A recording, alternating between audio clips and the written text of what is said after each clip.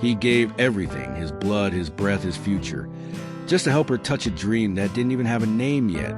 In a city where love is often swallowed by struggle, he believed in her with a kind of devotion that builds empires in silence.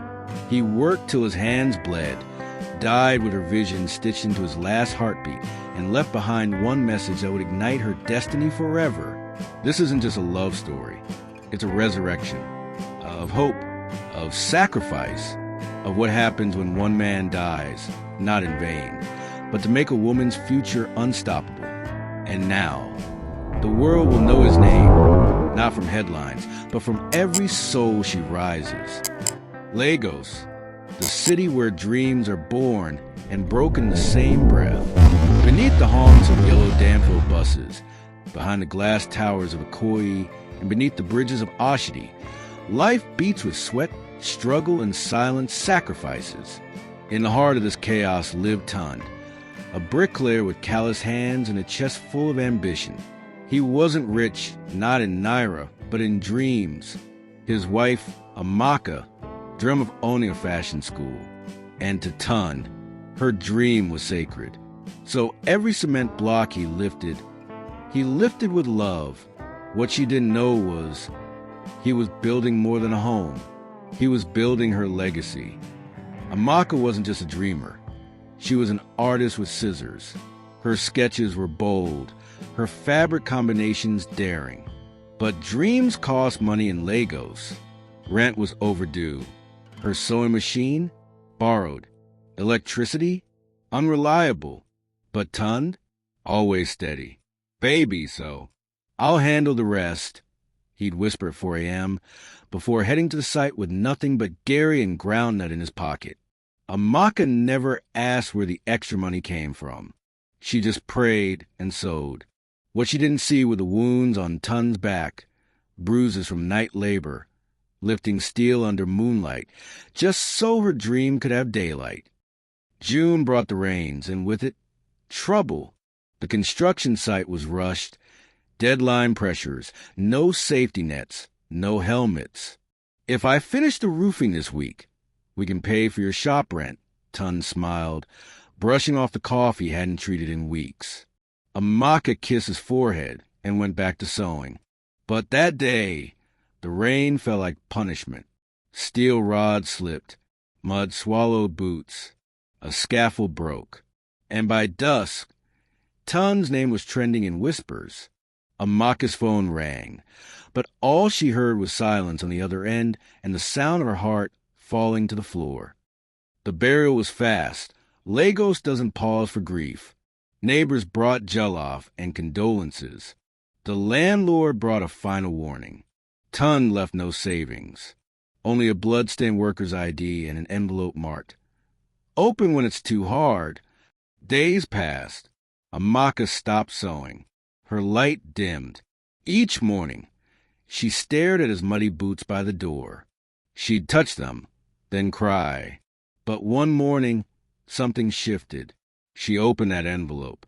Inside was a simple note. "This isn't your end. It's your beginning. Turn my sweat into your school." And taped to the back was a key. Amaka stared at the rusted key, her fingers trembling. It wasn't for their apartment. She knew every key they owned. This one felt different. Attached was a faded, sticky note. "Ask Mama Chidinma behind the market." Confused, barefoot, and still in her wrapper, she ran to the puddled alleys of Mushin, heart pounding. Mama Chidinma, a woman in her 60s, looked up from her yam stall and said, "So it's time?" She led Amaka behind her shop, unlocked a small garage, and there it was. A dusty, unfurnished space with a broken signboard. Maka Fashion Studio. Coming soon. Tunde had been paying rent for that space in secret. Nigerian Naira 20,000 a month for over a year. Amaka fell to her knees in the empty room. Every torn blouse she'd sewn. Every night he came home limping. It all made sense now. The broken fan, the missed birthdays, the unpaid hospital visit. He had poured everything into her. Mama Chidinma pulled out a plastic folder. Inside were building permits, the studio's name registration, and even a rough business plan with Tun's handwriting. He told me, she's gold in her hands. I just need to give her a stage. Grief threatened to drown her. Every stitch reminded her of Tund.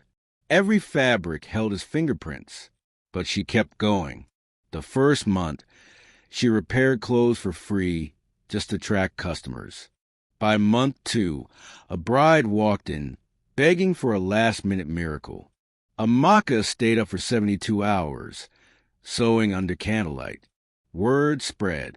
People whispered of the widow with golden fingers. She didn't just sew. She healed with cloth.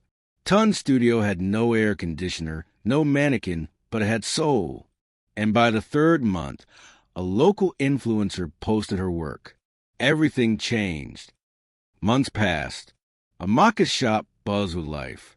She taught apprentices, styled brides, and even gave free classes to girls who couldn't afford tailoring school. One night, while rearranging old boxes in the corner of the studio, she found a hidden phone. Tun's second line. She charged it, fingers unsure. One unread voice message blinked. She pressed play. Tun's voice filled the room. Baby, if you're hearing this, it means I didn't make it. But if you're here, it means you did. I didn't just build this for you. I built it for every girl who thinks poverty means silence. Speak with your stitches. Dream loud. She wept.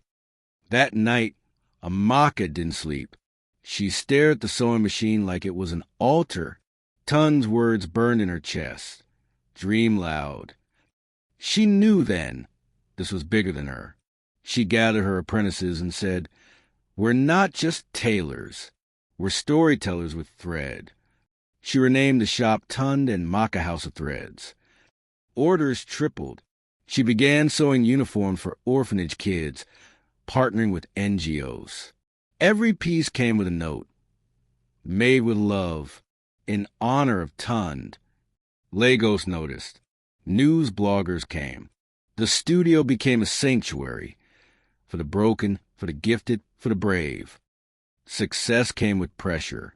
One day, in the middle of a delivery rush, Amaka's prize sewing machine jammed and broke. Clients were waiting. Tears welled in her eyes. She sat on the floor, overwhelmed, whispering, Tunde, how do I fix this? That's when Chica, her youngest apprentice, placed an old wooden box in her lap. Madam, Uncle Tunde told me to give you this if you ever broke down. Inside was a new needle set and a letter. Tools fail, but fire doesn't. You are the fire. She rose, wiped her tears, fixed the machine herself, and finished all 12 dresses that night. 2 weeks later, the unexpected happened. A woman in high heels and bodyguards entered the shop. Are you Amaka? She asked. The First Lady of Lagos wants a custom piece for the Women's Empowerment Gala. The moment felt surreal. Amaka's hands shook, but she smiled, nodded, and whispered to herself, Dream loud. She poured her soul into that gown. 5 nights without sleep. Each stitch a silent prayer. At the gala, the First Lady turned heads in Amaka's dress. That same night, she gave Amaka the mic. This woman turned pain into purpose. Let her story teach us what love builds. Weeks later, Lagos woke to surprise. Right in the heart of Yaba, above the traffic and honking buses, stood a giant billboard. From widow to wonder, Tunde and Maka threads. Amaka stood across the street in tears, her hands clasped. She hadn't paid for it. It was a gift from the First Lady's foundation. That night, she sat outside the shop, looking at the stars. Tunde, you didn't just build a studio, you built a city inside me. Her phone pinged again. A message from a U.S. investor. We want your designs for New York Fashion Week. Call us. And in the silence of that moment, she smiled. Finally, the first time Amaka stepped into an airport, she clutched Tunde's photo in her bag. Immigration officers watched her with awe. This was the woman from the billboard. New York was snowing when she landed, yet something in her heart burned like Legos heat. The Fashion Week coordinator met her with a hug. "We don't just want your designs," she said. "We want your story." Amaka's collection, named Ashes to Thread, walked the runway to a standing ovation. Journalists asked her how she made it. She simply replied, "Love, love stitched every seam you see tonight." Back in Lagos, Amaka's apprentices gathered in the studio to watch CNN. When her face appeared on the screen, they screamed with joy. She made it! Madame Dongo International. Cameras showed Amaka with global designers, but she never forgot her roots. The interviewer asked, "What do you want people to know?" And Amaka said, "There are girls in Mushin sewing on cracked floors with gold in their hands and nobody to see them. I was one of them. Now the world sees us." That night, her studio live-streamed CNN, and every young girl watching whispered, "I can." The same boys who once mocked her on the street, "Madam Taylor," they'd yell, now stood outside her studio, clapping. One even carried a bouquet. "We no say you be queen," he said, laughing awkwardly. Amaka stepped out and gave them chilled drinks. "You knew. You just didn't understand it yet."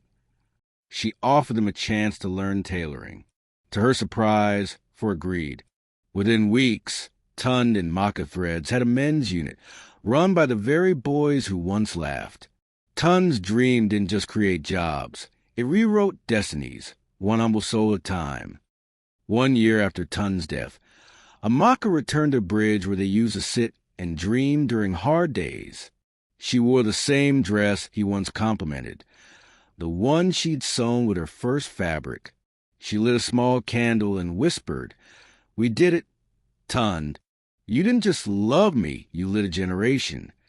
Behind her, a quiet crowd had gathered. Apprentices, neighbors, street hawkers, even Mama Chidinma. One by one, they lit candles too. And in the Lagos night, the bridge glowed, not with grief but with gratitude, because one man's love had sown 1,000 futures. On her return from New York, Amaka unpacked slowly, each item a memory. As she reached the bottom of her luggage, her fingers brushed against a rough envelope. Her heart skipped. It was Tunde's handwriting. For Amaka, open only when you believe you've done enough. Her hands trembled. She opened it. Inside was a single page. "You'll never be done, because what you build from love will never stop building others. I didn't die building your dream. I lived for it. And now you're living for many." Tears soaked the letter. She folded it close to her heart. Tunde wasn't gone.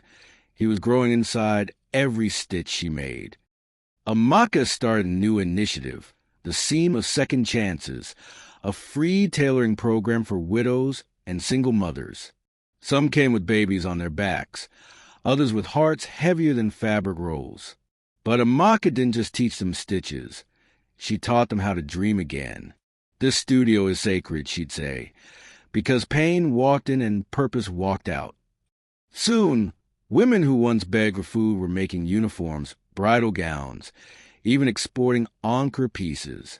They no longer cried to sleep. They wept with joy, because in the house Tunde built, tears became thread and thread became light.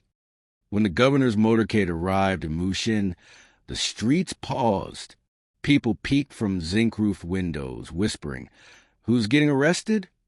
But no siren screamed. Instead, cameras rolled. The governor entered, Tunde and Maka Threads, with full press coverage. He looked around, visibly moved. "I was told this studio heals people," he said. Amaka stood beside him, head high. He announced a state grant to open 5 new centers based on her model. But Amaka raised her hand. "Sir, I only accept if the centers are built where forgotten live." That day, Mushin wasn't just on the map, it was leading it. Months later, The ribbon was cut for the new Central Fashion Institute. Its sign read, Tunde Gundel Memorial Hall, Dream Sown Here. As Amaka walked through its glass doors, she saw a massive mural. Tunde smiling with a tape measure around his neck. She paused, hand on her chest. Students cheered, tailors applauded. But for her it was silent, deeply sacred. She whispered, "They finally know your name." The hall became a pilgrimage spot for dreamers across Nigeria. And every year on the date he died, they held a festival, not a mourning, but a making, because his love didn't end. It simply multiplied. One hot afternoon, a small boy stood outside the fashion hall, watching through the window. His shirt was torn, his feet bare. Amaka noticed him and stepped out. "Do you want to come in?" she asked. The boy nodded silently. Inside, he was given water and a seat beside an older student. "He doesn't speak," the girl whispered. But when given a needle and thread, his hands moved like he was born sewing. Days passed. He returned every morning, never saying a word, but creating magic. Amaka later found out his mother had died during childbirth. He never knew love, until now.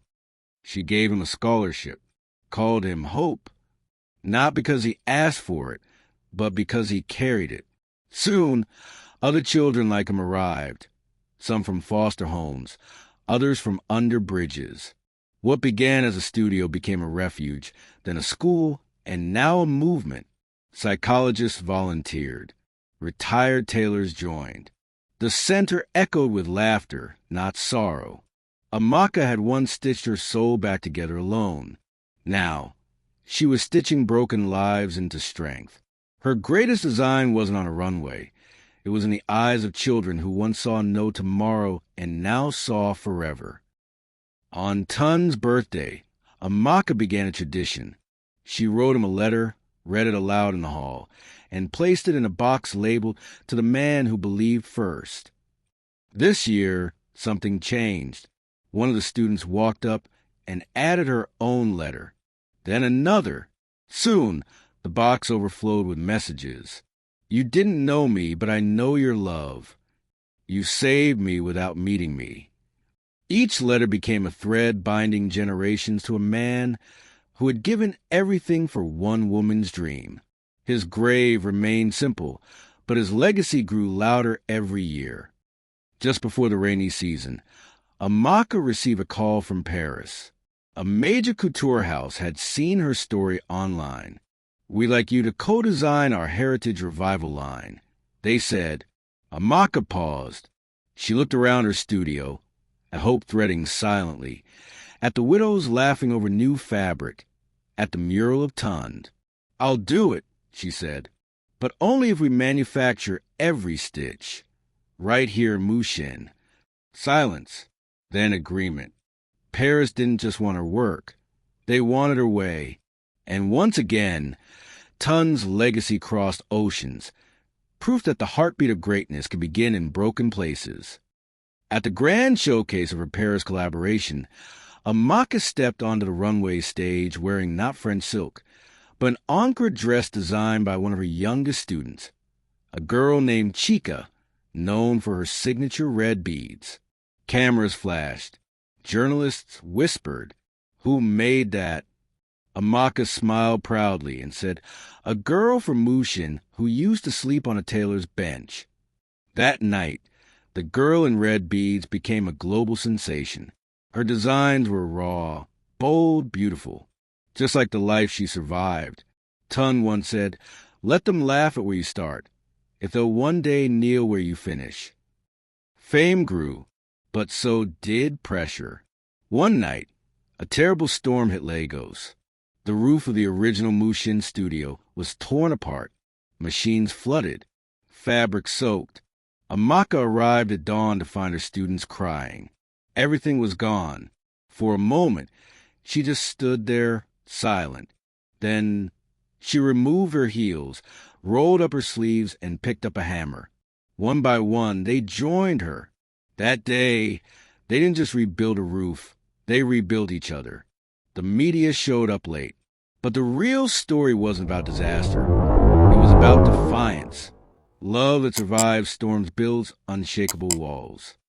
Months later, a popular talk show host asked Amaka on live television, "Did you ever regret loving someone who left too soon?"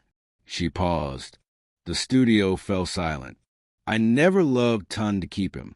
I loved him because he saw something in me I hadn't seen in myself. He gave me breath, and I've spent every day since giving it to others." The audience clapped. Some wiped tears. That night, the interview went viral. People across the world sent messages. Donations poured in. But Amaka didn't feel famous. She felt responsible. Because now, the world wasn't just watching, it was believing. Back at the Fashion Institute, a new mural was unveiled. This time, not just Tunde. It showed both him and Amaka, holding hands across a river of broken dreams turned golden. Above them, the words, "He built her dream. She shared it with the world." Children stood beneath it, pointing and smiling. Visitors from abroad posed for pictures.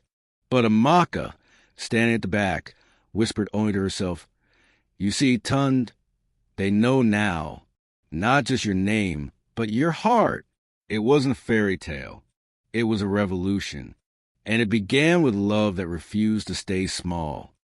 One evening, as Amaka cleaned her old studio drawer, a small brown envelope fell from behind a panel. It was addressed in Tunde's handwriting. "To the day you finally fly." Her hands trembled. The letter had been hidden all these years. She opened it slowly, heart racing. Inside, he wrote, "If you're reading this, then you finally become what I always saw. Don't mourn me. Build louder. Love deeper.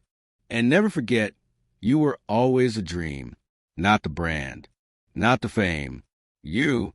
Tears spilled, not from sorrow, but from the undeniable truth that love, when real, echoes even through silence. A year later, Amaka organized the first runway of second chances in Lagos. It wasn't luxury, it was legacy. Children who were once street hawkers now walked with poise. Widows who'd never worn makeup stood with confidence. The final model? Chica, the girl in red beads, now grown, now mentoring. The crowd gave a standing ovation. At the end of the runway, a portrait of Tunde hung from a golden thread, surrounded by soft lights. "He's still walking," Amaka whispered, because this wasn't just fashion. It was resurrection. Every stitch, every stride, carried a soul once broken, now reborn. Once, they mocked Mushin, called it dirty, dangerous, hopeless. But today, tourists came with cameras, investors came with funds. What changed it wasn't concrete or politics. It was belief. A stubborn woman, a quiet man, and children who refused to become statistics. In the heart of the chaos, beauty bloomed. And now, the community was rebranded, not as a slum, but as a symbol, a neighborhood that stitched its own destiny, thread by thread. Amaka smiled watching young girls sketching outside. Tunde had died there. But in truth, this was where he began to live forever. Late one evening, her phone rang. It was an unknown number. "Hello, is this Mrs. Amaka Tunde?" She paused. No one had called her that in years. "This is from the United Nations. You've been selected to receive the Global Humanitarian Award in New York." Silence, not because she was shocked by the honor, but because of how they said it. "Mrs. Amaka Tunde." She smiled. The name wasn't a shadow, it was a legacy, and she would carry it, not as a widow, but as a woman who turned grief into galaxies of hope. And finally, the world saw him too. Amaka arrived in New York on a cold winter morning. The skyline was taller than her dreams, but her steps were steady. At the airport, she wore a custom Ankara coat, stitched by Chica, lined with the names of every student who had passed through her center. Cameras clicked as she walked through JFK, not like a celebrity, but like a messenger. Her eyes weren't wide with awe. They were focused, seasoned. This wasn't a vacation. This was a declaration. The girl from Mushin had come, not to take pictures, but to bring light. And as snowflakes fell, she whispered, "Tunde, we're here." On the grand UN stage, Amaka stood before diplomats, global leaders, and celebrities. But she didn't read from a script. She spoke from scar. I was not supposed to be here. I was supposed to be a forgotten statistic, just another woman buried beside a dream. But love interrupted. She told them about Tunde, about sacrifice, about a letter never opened until it was too late. Her voice cracked, but she stood tall. If you give a girl a chance, she may change her life. But if you give her love, she will change the world. The entire hall rose in silence. No applause, just reverence. Backstage, a journalist asked, "Do you ever wish you were here to see this?" Amaka turned slowly to the framed photo of Tunde resting on a velvet cloth beside her. "He saw it before I did," she whispered. "That's the only reason I made it." Suddenly, a young boy, Hope, walked in with a sketch. "Mama Amaka," I finished it. It was a portrait. Tunde holding hands with dozens of children, his smile gentle, his arms wide. Amaka looked at it and nodded, voice low. "He didn't die. He multiplied." Because legacies don't fade. They echo, like whispered prayers caught in fabric. When she returned to Lagos, it wasn't a press event. It was a celebration of becoming. The airport crowd chanted her name. Children held signs. "Welcome, Mama Amaka." But she bypassed the limelight, headed straight to Mushin. No entourage, no luxury car, just her and a basket of fabrics. She walked into the studio, now repainted, renamed, the Tunde Legacy Center for Dreamers. And there, on the wall, hung a final plaque. He died building her dream, but one message changed her destiny forever. She smiled, not because she made it, but because they all did. Amaka began a ritual. Every month, she wrote a letter, not for Tunde, but to young women who had lost someone to poverty, violence, or silence. She titled them Letters for the Lost. Each letter carried stories of pain, triumph, and a reminder. You are not abandoned. You are becoming. The letters became a movement. Girls from Kibra to Kaduna read them. Some cried. Some rose. But all of them believed. Because it was never about Amaka alone. It was always about turning personal pain into public healing. And in every letter, she closed with, "Tunde would have loved you, too." Inside the Tunde Legacy Center, a new wall was built, not with bricks, but with names. Each name carved in wood. Each name a story. A boy who survived prison to become a fashion photographer. A girl who stitched her way out of abuse. A mother who found her lost child through the center's outreach. This wall wasn't just decoration, it was testimony. Amaka ran her fingers over the names, whispering prayers. She touched Tunde's name last, now faded but bold, and said, "This is not your tombstone, my love. This is your beginning." A new exhibition opened in Lagos, From Thread to Throne. It told the story of a woman, a man, and the dream they sewed with bare hands. World dignitaries arrived, but Amaka didn't give a speech. Instead, she unveiled one final piece, a sculpture of Tunde kneeling, holding up a sewing machine like a crown.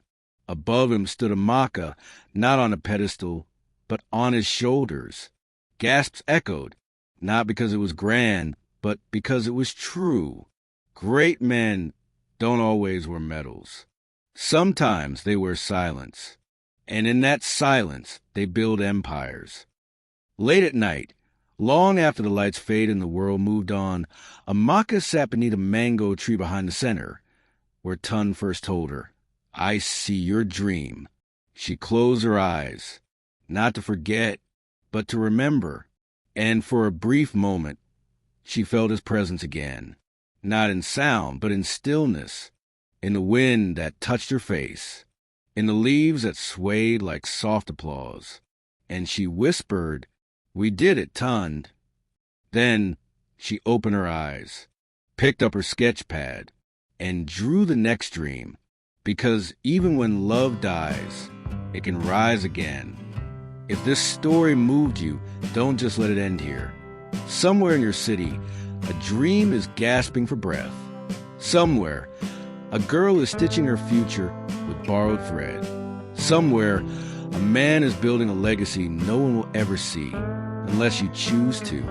Share this story, not for views, but for vision, not for clicks, but for courage, because love like Tunde's and purpose like Amaka's deserve more than memory. They deserve movement. Subscribe to this channel.